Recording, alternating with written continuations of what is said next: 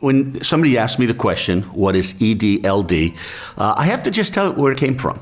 And that was in a meeting, preparing for a meeting. I was asking the Lord for, what's the fresh word, God? I was coming up to this meeting with all the leaders in the Vineyard. And the Lord spoke very, very clear to me. It wasn't audible. It was just spoke very clear. Phil, do the things that you've always done. Do the things. Talk to the guys and gals about the things that are the most important. And I said, I just took a pen and I said, well, Lord, what are those things? He said, well, you have good news to proclaim.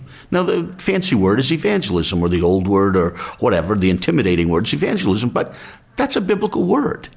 And then he says, well, what do you do when somebody responds to that? What if somebody responds to the good news? What do you do? Oh, you disciple them. Great. Well, what do you do afterwards? What happens as they're discipled? Oh, there's leaders that come out from amongst those disciples who have responded to the good news. Yeah. And then as we started to share this, we thought, and we're supposed to include everybody, men and women, all the generations, all ethnicities, broad and wide, as diverse as possible. Then do it again.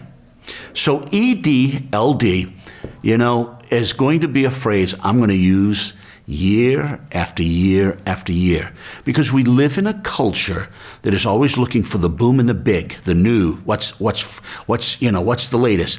I don't know how many times pastors have called me and said, Phil, what are you really pressing in on? What's new? What's fresh? What's happening? Because it's sort of the insinuation is God is cosmically bored, so he's got to come up with a new gig, or we're bored and we're looking for the next thing to tickle us.